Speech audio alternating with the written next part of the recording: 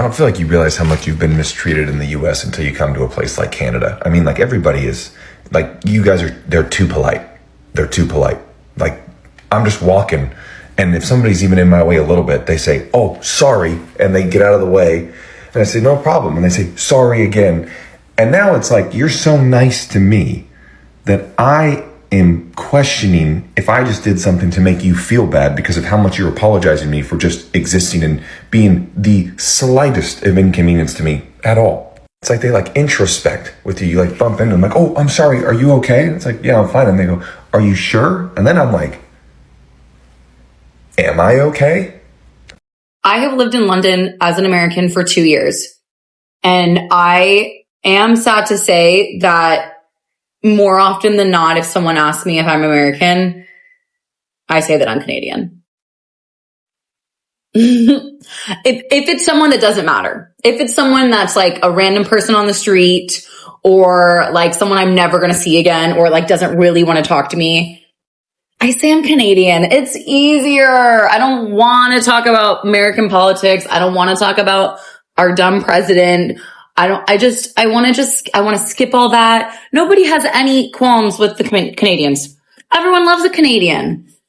It's just such an easier conversation, and I don't feel bad about it. I don't feel bad about it. I'm going to keep doing it. Reasons why I love Canada as an Australian part. Hey, everybody lines up. No matter where you are, what you're waiting for, people will line up. Lived in other countries, and there's always like railings and stuff, like indicating where to line up.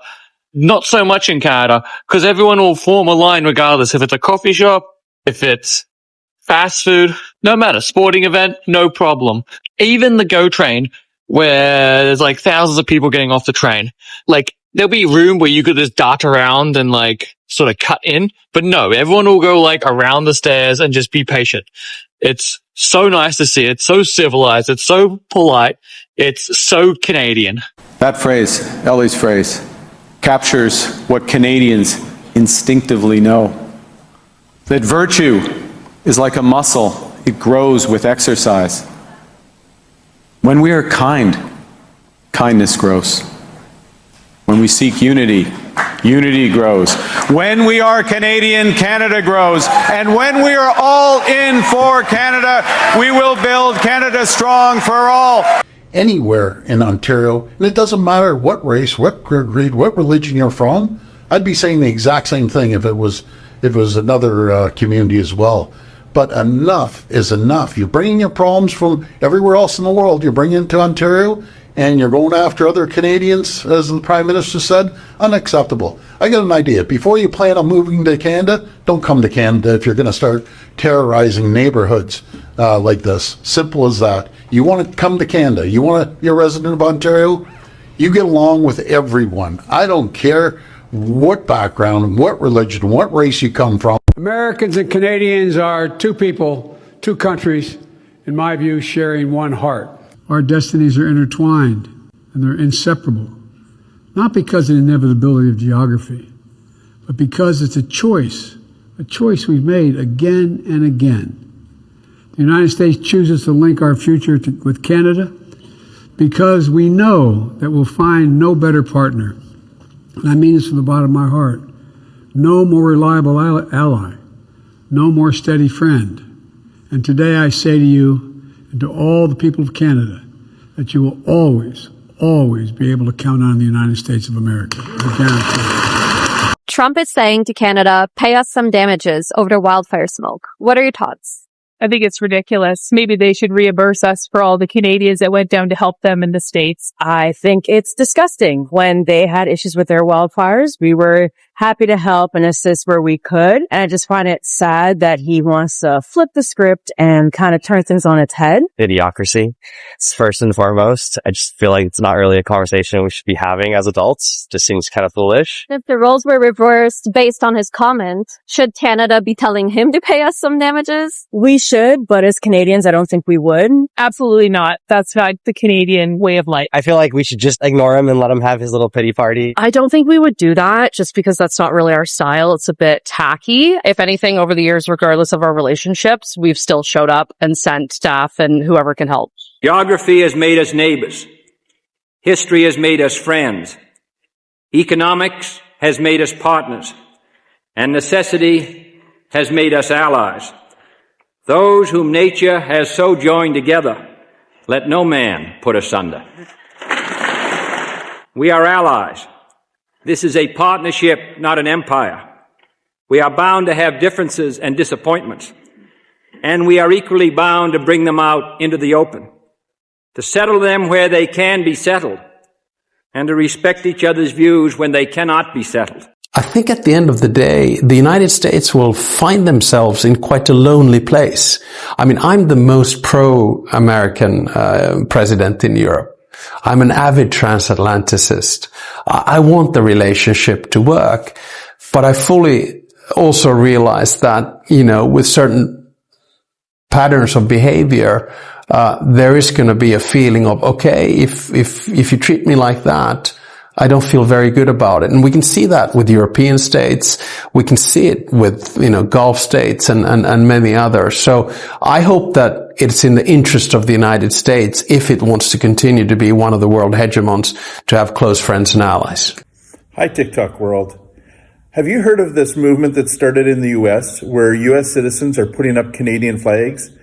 What a interesting way to protest. It says so much without saying a single word.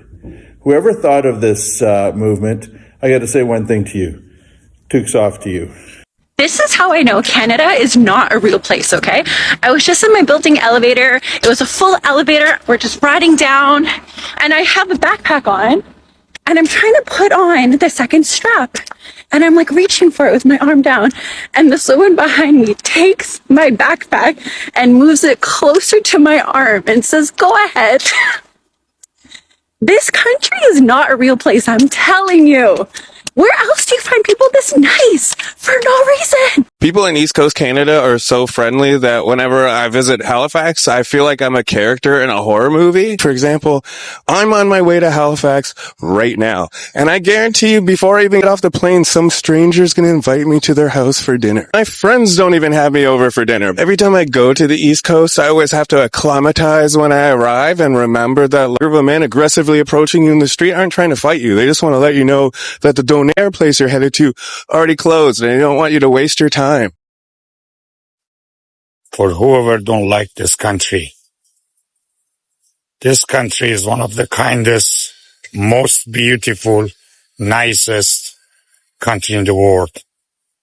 This country give us everything that a lot of people like me lost in their own country. And our government in Iran tried to kill us. Here they open the door. They give us the life back to us, the life that we were fighting for it every single day. We found peace here. Good life. If you don't like this country, you shouldn't be here. Did you guys know when Americans travel to Europe, quite often what they'll do is they'll sew a Canadian flag to their backpack? That way the Europeans treat them a little bit better. Did you know about that? Yeah, well, as a Canadian living over there, that highly offends me. And just to let you guys know, I am fighting back. All right? What I do is I sew an American flag to my backpack. That way I can be a fucking asshole everywhere I go. Isn't that nice?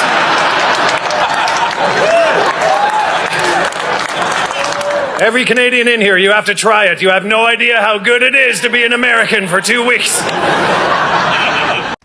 This message is for Canadians and Mexicans from a Democrat in the United States of America.